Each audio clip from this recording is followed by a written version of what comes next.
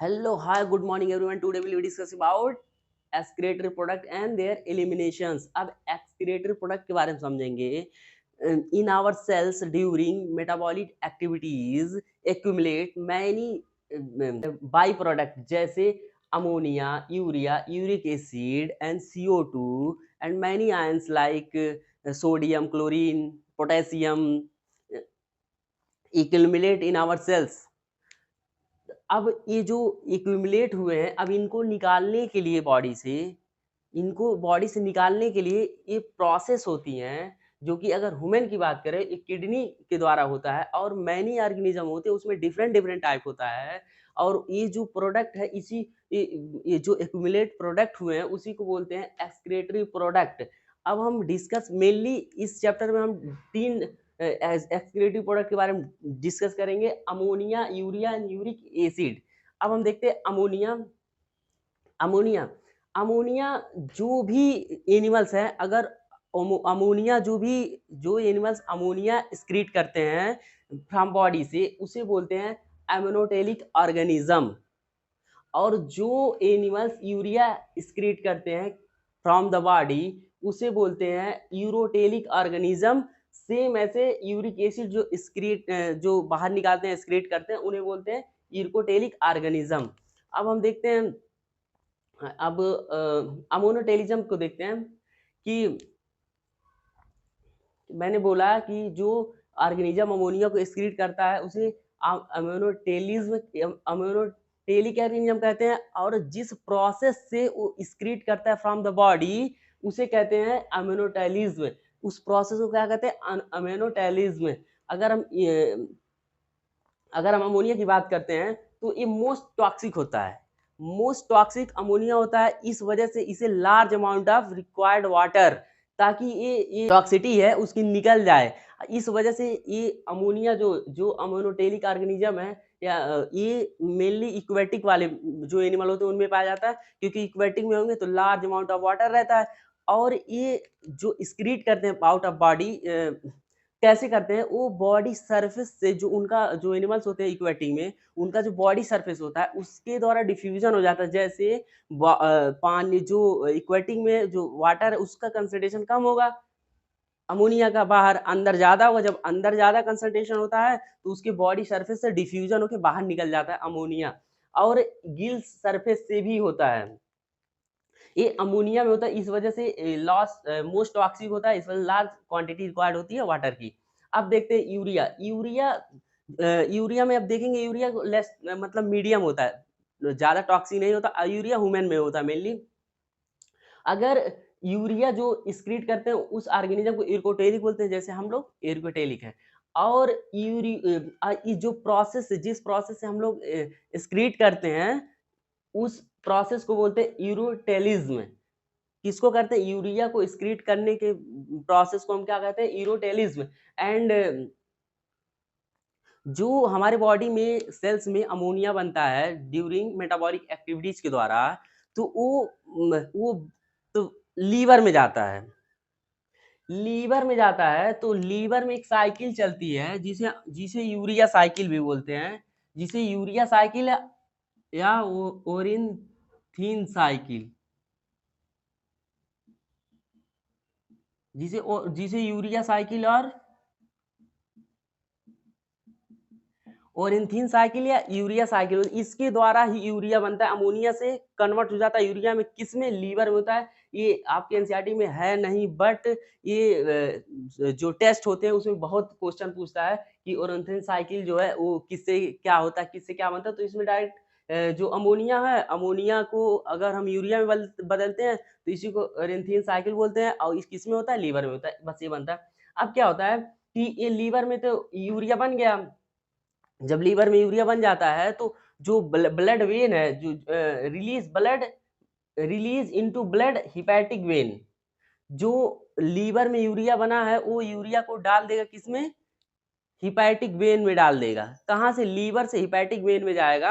Hepatic vein के through फिर heart में जाएगा। हार्ट में कैसे जाएगा? Superior vena cava, inferior vena cava के द्वारा हार्ट में जाएगा।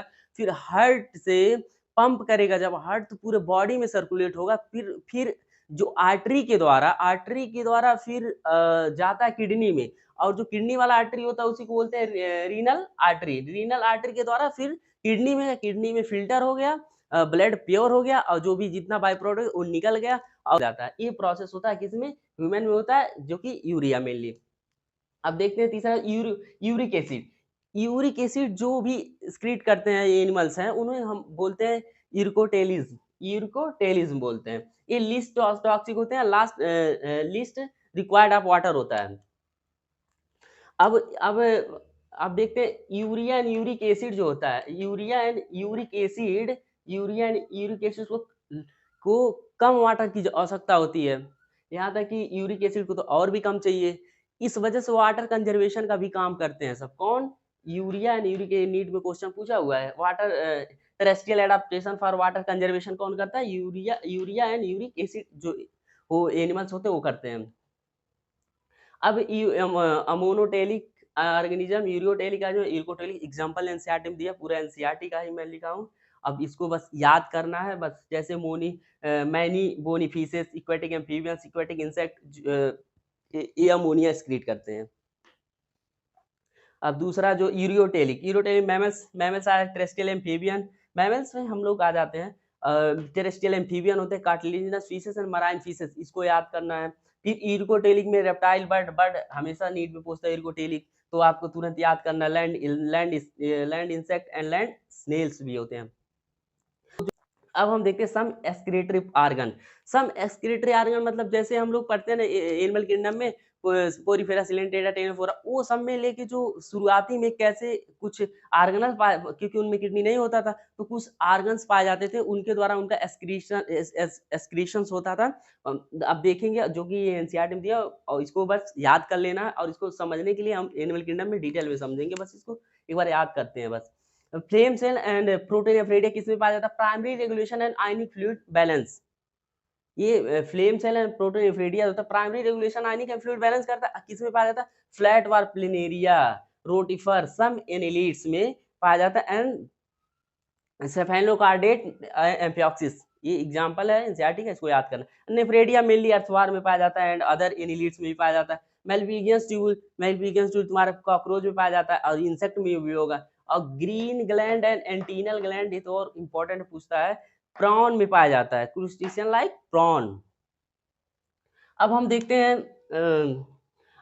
ह्यूमन एक्सक्रीटरी सिस्टम, जो कि हम जो जैसे यहाँ पे यूरिया हम लोग पढ़े हैं, तो हम लोग का किडनी के थ्रू जो भी हो रहा है, फिल्ट्रेशन हो रहा है, एक्सक्रीशन हो रहा है, जो बाय प्रोडक्ट का, वो किसके द्वारा हो रहा है? किडनी के द्वारा।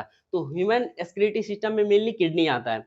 अब किडनी के बारे में अगर का स्ट्रक्चर देखते हैं, बीन शेप्ड होता है, रेडिश ब्राउन होता है, और लेंथ जो है 10 से 12 यानी 10 to 12 सेंटीमीटर, विथ इसका 5 से 7 सेंटीमीटर, थिकनेस 2 से 3 सेंटीमीटर होता है, और इसका वेट ये 120 से 170 ग्राम होता है, और ये सिचुएटेड होता है between last thoracic and third limber of vertebra. अभी अगर वर्टिब्रा का ही सब पार्ट है, इसको नेक्स्ट चैप्टर में अच्छे समझेंगे, बट यहाँ ये समझेंगे कि लास्ट T12 जो है, ये लास्ट वर्टिब्रा होता है, इसे T12 भी बोलते हैं, और थर्ड लंबर में वर्टिब्रा के ये सिचुएटेड होता है। अब देखते हैं अब जो किडनी है, किडनी के कई पार्ट होते हैं, जैसे यूरेटर, ब्लेडर एंड यूरेथ्रा। अब हम समझते हैं यूरेटर इसी को यूरेटर बोलते हैं, जो मैंने बना रखा है इसको यूरेटर बोलते हैं।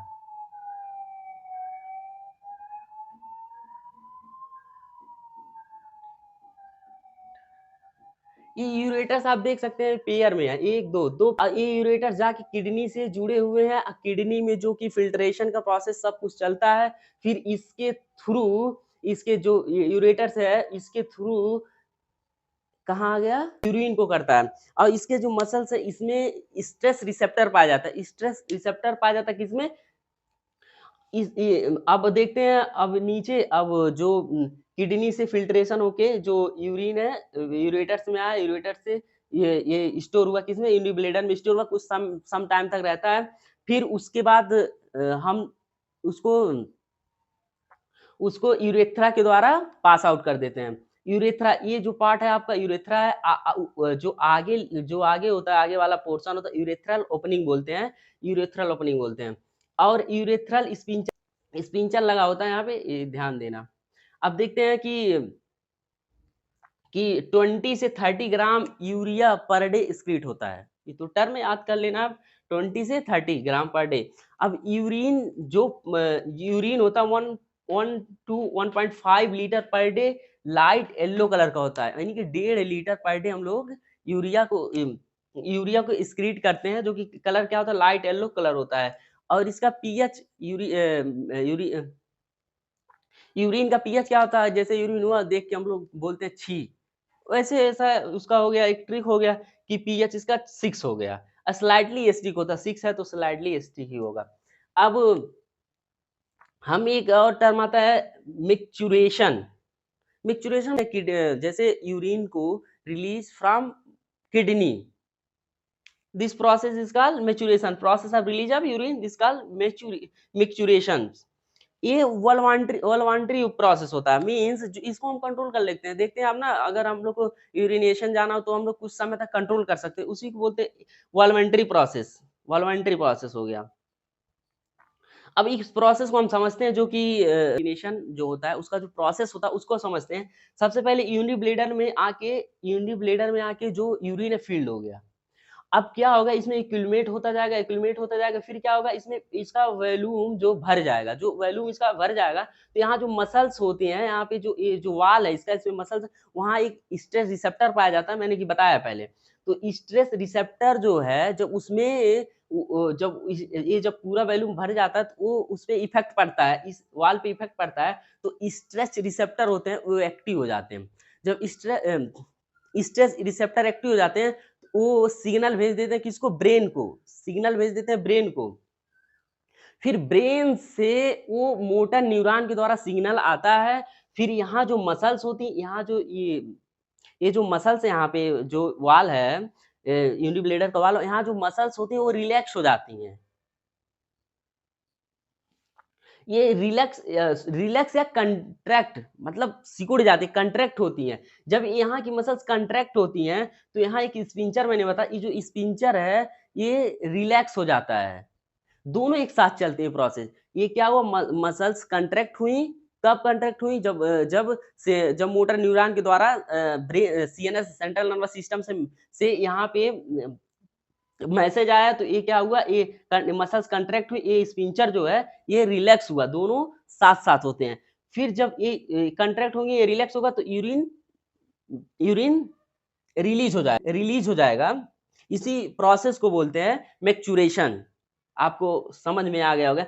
और जो स्ट्रेच हो रही हैं मसल्स, हाँ, और ब्रेन तक जा रही हैं, ब्रेन से फिर वापस जो मैसेज ला रही हैं, स्पिंचर मसल्स रिलैक्स हो रहे हैं, ये बीच के प्रोसेस को हम मैच्योरेशन रिफ्लेक्स भी बोलते हैं। अब हम ये आप देख सकते हैं, ये जो किडनी है, किडनी का स्ट्रक्चर है ऐसे सेम, यूरेटर यहाँ पे ये किडनी का है। अब किडनी को थोड़ा जूम करेंगे तो ऐसे दिखेगा।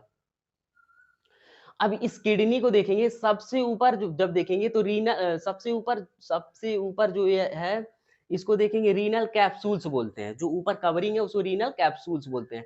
फिर अंदर जाएंगे तो कॉर्टेक्स मिलेगा आपको, फिर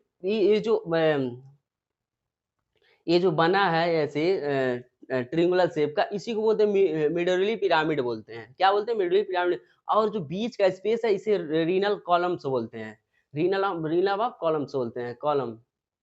और अगर और नीचे आप जाएंगे तो ये जो मुड़ा हुआ पोर्शन है इसको कैलिक्स बोलते हैं, और दिख रहा है आपको, इसे हाइलम बोलते हैं, जो नोच होता है उसे हाइलम बोलते हैं। और रीनल आर्टरी इसी हाइलम के द्वारा निकलती हैं, या वेंस भी इसी इसी जो हाइलम है यहाँ आके ओपन हो रही हैं। और रीनल पेल्विस, इस जो ये एरिया है इसको हम बोलते हैं रीनल पेल्विस। और ये यूरेट्रा है जो कि यहाँ पे मैंने बताया है। अब हम देखते हैं नेफ्रॉन देखते हैं। नेफ्रॉन, ये जो मैंने लाइन की इसी को नेफ्रॉन बोलते हैं। जब थोड़ा सा बड़ा करूंगा तो ऐसे बनेगा। तो आप देख सकते हैं नेफ्रॉन तो पहले फंक्शनल यूनिट ऑफ किडनी होता है, एंड पार्टिली, कुछ पार्ट कॉर्टेक्स में है, कुछ पार्ट मेडुला में है। अब कुछ पार्ट कॉर्टेक्स में, कुछ पार्ट मेडुला में है। और जो नेफ्रॉन है, ईच किडनी में 1 मिलियन नेफ्रॉन पाया, यानी 10 लाख, एक किडनी में 10 लाख, दूसरे किडनी में 10 लाख, 20 लाख नेफ्रॉन पाया जाता है इन ह्यूमन में। और जब आप कमर ऐसे पकड़ के ऐसे जब करते हैं ना ऐसे, तो बस यही पास में 2 नोच होता है, वहीं पे पाया जाता है क्या, अपना किडनी पाया जाता है। तो वो ये उसी की बात कर रहा है, लास्ट थोरेसिक थर्ड लिम्बर जो वर्टिब्रा है वहीं वहीं के पास में सिचुएटेड होता है।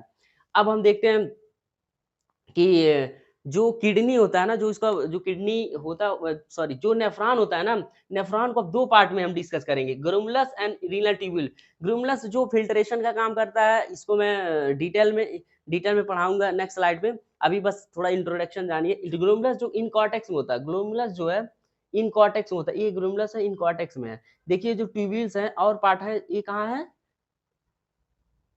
ये इन कॉर्टेक्स में भी पाया जाता है एंड बथ मिड कॉर्टेक्स में मिडल दोनों में पाया जाता है। जैसे रीनल ट्यूब्यूल हम डिस्कस करेंगे, Bowman's capsules, PCT DCT, loop of Henle, collecting duct.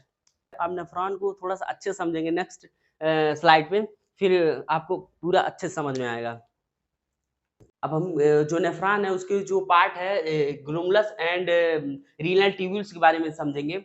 जो सबसे पहले जो किडनी में जो आर्टरी आती है उसे हम रीनल आर्टरी बोलते हैं। रीनल आर्टरी अब डिवाइड होती है, हो जाती है आर्ट्रियोल में डिवाइड हो जाती है। ये ऐसे आर्ट्रियोल में रीनल आर्टरी आई, आर्ट्रियोल में डिवाइड हो गई। अब ये आर्ट्रियोल जो कैपिलरी में डिवाइड होता है, एक एक गुच्छा बना लेता है और ऐसे गुच्छा बना के ऐसे निकल जाता है। और जो इसे हम इफरेंट आर्ट्रियोल बोलते हैं।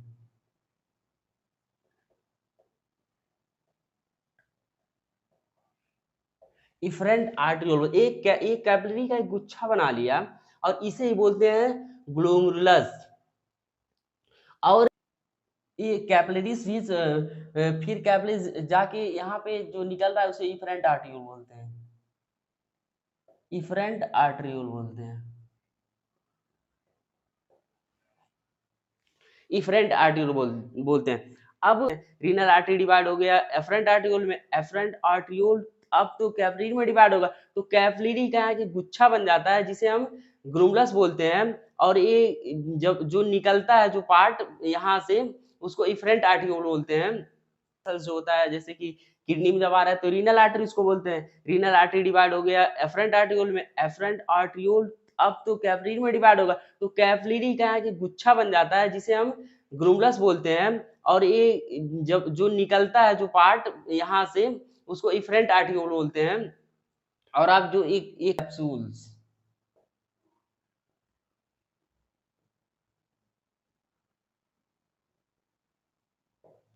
बाउमेंस कैप्सूल्स बोलते हैं।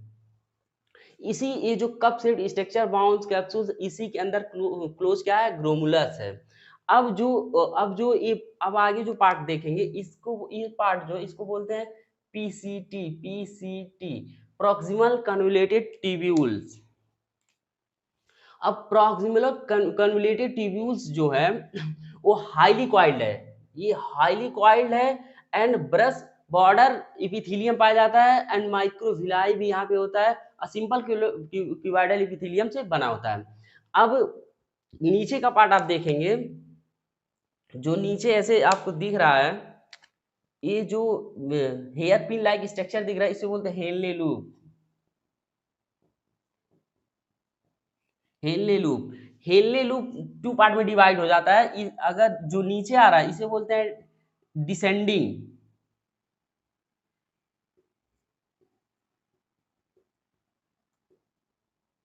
डिसेंडिंग पार्ट हो जाता है।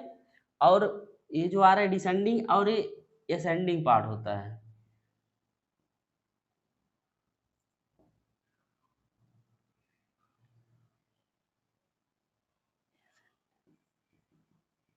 असेंडिंग पार्ट हो जाता है।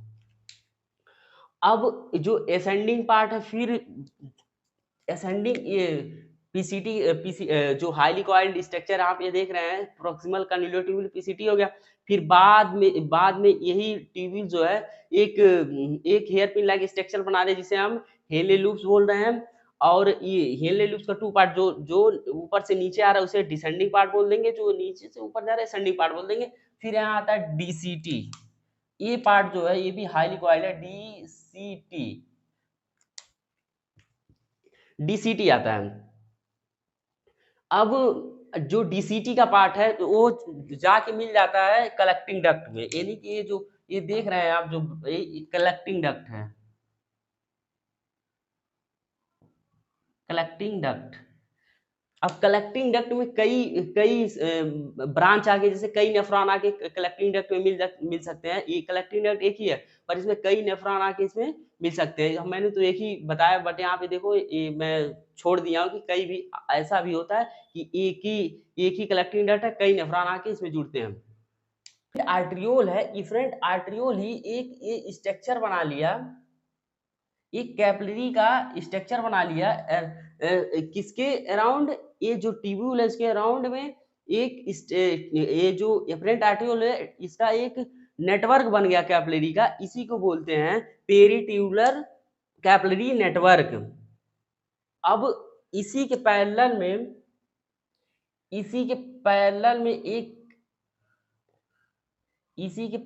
में इसी का ब्रांच निकलता है, इसे बोलते हैं वासा रेक्टा, इसे बोलते हैं वासा रेक्टा।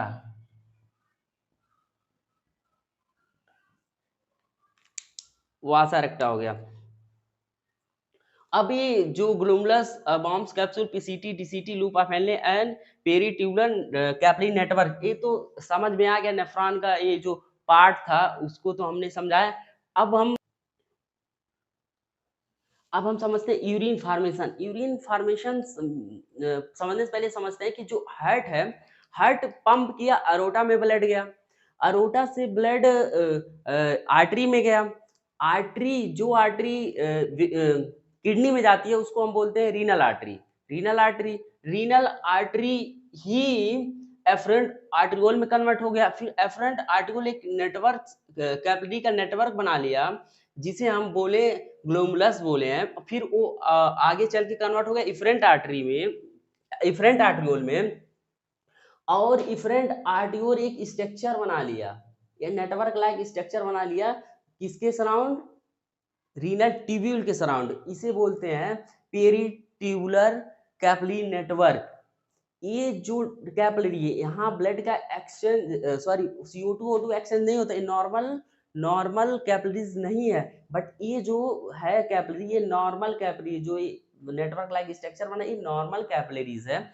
यहाँ पे CO2 का एक्सचेंज होता है, फिर CO2 का एक्सचेंज होकर जो अशुद्ध ब्लड होता है वो चला जाता है कहाँ, वेन्यूल्स में, वेन्यूल्स के थ्रू फिर जाता है रीनल वेन में, then inferior and superior vena काम होता है, हार्ट में जाता है, फिर हार्ट पंप कर देता है, साइकिल चलता रहता है। ये तो एक मैंने सिंपल हार्ट के थ्रू जो ब्लड का साइकिल उसको बता दिया। अब हम देखते हैं जो मेरा मेन टारगेट, ग्लोमेरुलर फिल्ट्रेशन। अब इसमें जो फिल्ट्रेशन होगा तो वो किस दर से होगा, कितनी स्पीड से होगा, उसी को बोलते हैं ग्लोमेरुलर फिल्ट्रेशन रेट, जो कि 125 ml प्रति मिनट फिल्ट्रेट होता है, उसी को बोलते हैं GFR। अब अगर हम 1 मिनट में 125 ml फिल्ट्रेट कर पा रहे हैं, तो अगर हम एक दिन का निकालेंगे तो 180 लीटर पर डे आएगा। अब जो 180 लीटर पर डे फिल्ट्रेट हो रहा है, अब वो फिल्ट्रेट जाता कहाँ है, तो हम लोग तो 180 लीटर फिल्ट्रेट तो हो रहा है, बट इसके रेट कितना होता है, 1 से 1.5 लीटर पर डे। तो ये 180 लीटर फिल्ट्रेट जाता कहाँ है। अब इस जो 180 लीटर फिल्ट्रेट है, अब इसको रीअब्सॉर्ब कर लिया जाता है, लगभग 99% रीअब्सॉर्ब कर लिया जाता है रीनल ट्यूब्यूल के द्वारा, जो ट्यूबुलर रिजॉर्प्शन बोलते हैं। और ये एक्टिव प्रोसेस द्वारा रिजॉल्व किया जाता है पैसिव प्रोसेस। एक्टिव प्रोसेस में ग्लूकोज, सोडियम और एमिनो एसिड एंड पैसिव में नाइट्रोजन वेस्ट एंड H2O, ये पैसिव प्रोसेस के द्वारा रीअब्जॉर्ब कर लेते हैं। और ट्यूबुलर सिक्रेशन में क्या हो रहा है कि hydrogen, potassium, ammonium secrete blood में हो रहा है, ताकि उस एसिड बेसिक बैलेंस जो है मेंटेन बना रहे। अब देखते हैं कि जो ये रीनल ट्यूबुलर रिएक्शन और ट्यूबुलर सिक्रेशन जो किस किस पार्ट में कैसे हो रहा है। अब सबसे पहले देखते हैं पीसीटी, जो यहाँ देख सकते हैं पीसीटी। पीसीटी जो हाई क्वालिटी स्ट्रक्चर है, इसमें माइक्रोविलाई भी पाया जाता है। माइक्रोविलाई का मेन फंक्शन है कि सरफेस एरिया को इंक्रीज कर देना। अब जो न्यूट्रिएंट आ रहा है मैक्सिमम, यानी कि लगभग 100% न्यूट्रिएंट का रीअब्जॉर्प्शन कहाँ हो जाता है, पीसीटी में हो जाता है। और 70 से 80% वाटर का भी रीअब्जॉर्प्शन पीसीटी में ही हो जा रहा है। और ये जो पीसीटी है एक्सक्रीशन करती है हाइड्रोजन, अमोनिया और पोटेशियम का भी। अब फिर जो बचा फिल्ट्रेट वो नीचे आएगा। अब आएगा डिसेंडिंग पार्ट में। डिसेंडिंग पार्ट जो परमिएबल होता है H2O के लिए, लेकिन इम्परमिएबल होता है इलेक्ट्रोलाइट के लिए, यहाँ देख सकते हैं। और इस वजह से कंसंट्रेशन ऑफ फिल्ट्रेट, ये डिसेंडिंग लिम्ब में मेनली कंसंट्रेट हो जा रहा है क्या, फिल्ट्रेट। अब ये असेंडिंग लिम्ब में जब जाएगा तो असेंडिंग लिम्ब में इम्परमिएबल, असेंडिंग लिम्ब जो है इम्परमिएबल हो जाएगा H2O के लिए, अब परमिएबल हो जाएगा इलेक्ट्रोलाइट के लिए। तो फिर क्या होगा, जो फिल्ट्रेट है वो डाइल्यूट हो जाएगा। क्या होगा, डाइल्यूट हो जाएगा। अब ये फिल्ट्रेट आगे पहुंचता है डीसीटी के पास। डीसीटी के पास पहुंचता है तो ये जो डीसीटी है वो रीअब्जॉर्प्शन करा देता है कि SCO3 आयंस का एंड H2O और NaCl का भी कराता है डीसीटी। अब हम इस देखेंगे डीसीटी जो H2O और NaCl का रीअब्जॉर्प्शन कैसे करता है। आप देख सकते हैं कि यहाँ पे मैंने लिखा है रिएक्शन ऑफ H2O NaCl जो कि कंडीशनल होता है। अब हम देखेंगे type of nephron. Two type of nephron, cortical nephron and जस्टामिलियन नेफ्रॉन। आप ये जो कॉर्टेक्स है, ये मेडुला है, जो कॉर्टेक्स में मैक्सिमम पार्ट होगा उसे हम कॉर्टिकल नेफ्रॉन कहेंगे। जो डीप इनटू मेडुला में घुसा होगा उसको हम बोलते हैं जस्टामिलियन नेफ्रॉन। आप यहाँ देख सकते हैं 80% नेफ्रॉन जो है किडनी में वो कॉर्टेक्स में ही पाया जाता है, जिसमें कि जो लूप ऑफ हेनले बहुत शॉर्ट है, पीसीटी प्रेजेंट होता है बट वासर एक्टा एब्सेंट होता है या हाईली रिड्यूस होता है, एनसीईआरटी में भी लिखा। और ये जो किडनी में जो 20% नेफ्रॉन पाया जाता है, किस टाइप का, जस्टामिलियन नेफ्रॉन। आप देख सकते हैं पीटीसीएन तो मतलब पेरी ट्यूबुलर कैपिलरी नेटवर्क तो प्रेजेंट है बट वासर एक्टा भी प्रेजेंट है, यहाँ पे एब्सेंट था। ये डिफरेंस है, इसको याद करना। और इसके बोलते हैं जो कि ये जो लूप ऑफ हेनले है ये डीप इनटू मेडुला होता है, इस वजह से बोलते हैं जस्टामिलियन नेफ्रॉन।